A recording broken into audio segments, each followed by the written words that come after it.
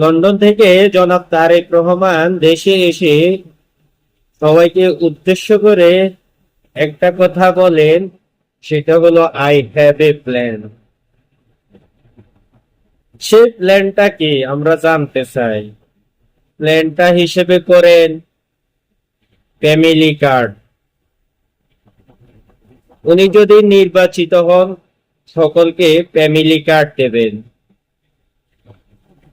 ভালো কথা, সব ফ্যামিলি কার্ড দিবেন। ফ্যামিলি কার্ডে থেকে সবাই যে যার ইচ্ছে মতো টাকা তুলতে পারবে। কেউ 2,000, কেউ 3,000, 4,000, 5,000 টাকা, 10,000, যা যা যেমন প্রয়োজন তেমন তুলতে পারবে।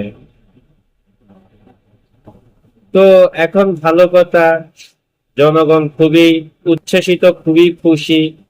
খুশি হয়ে জনগণ সিদ্ধান্ত নিয়েছে জনাব তারেক রহমানকে ভোট দিয়ে নির্বাচিত করবে। এখন তারেক রহমান সাহেবের প্রথম প্ল্যান সাকসেস।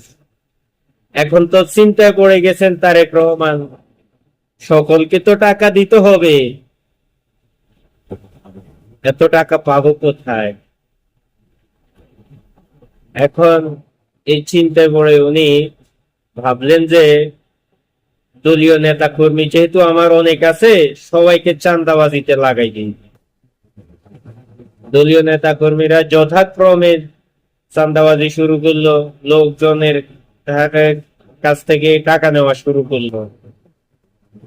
এখন চিন্তা করলো তবুও তো পোষাচ্ছে না, তবুও তো সবাইকে কাভার করা যাবে না।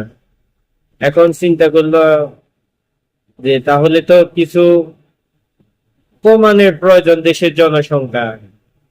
হ্যাঁ, এখন দলীয় নেতা কর্মীদেরকে লাগিয়ে দিয়েছে গণহারে ধর্ষণ, গুম খুন হত্যা গণহারে করা শুরু করছে। এই হচ্ছে তারেক রহমানের প্ল্যান।